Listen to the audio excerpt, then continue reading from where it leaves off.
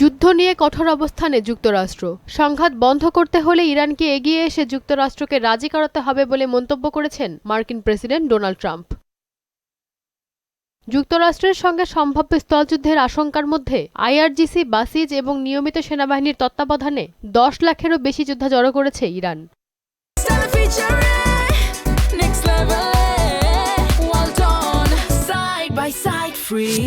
যুদ্ধাবসানে যুক্তরাষ্ট্রের দেয়া 15 দফার শান্তি প্রস্তাবের আনুষ্ঠানিক জবাব দিয়েছে ইরান। সংঘাত নিরসনে ইরান বেশ কিছু শর্ত জুড়ে দিয়েছে। এর মধ্যে গুপ্ত হত্যা, আগ্রাসন বন্ধ এবং যুদ্ধের পুনরাবৃত্তি যাতে না ঘটে সেই বিষয়ে তেহরান নিশ্চয়তা চেয়েছে। তেহরান এখন ওয়াশিংটনের জবাবের অপেক্ষায় রয়েছে।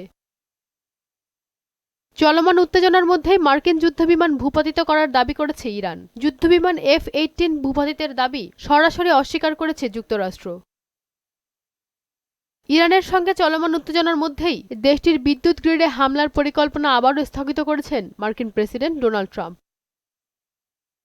হরমুজ প্রণালীর বিষয়ে কূটনৈতিক ও সামরিক তৎপরতা জোরদার করেছে ফ্রান্স। যুদ্ধ শেষের পর গুরুত্বপূর্ণ এই সমুদ্রপথ দ্রুত সচল রাখতে 35টি দেশের সঙ্গে বৈঠকে বসেছেন দেশটির সেনাপ্রধান। ঐশী আলম, মোহনা সংবাদ।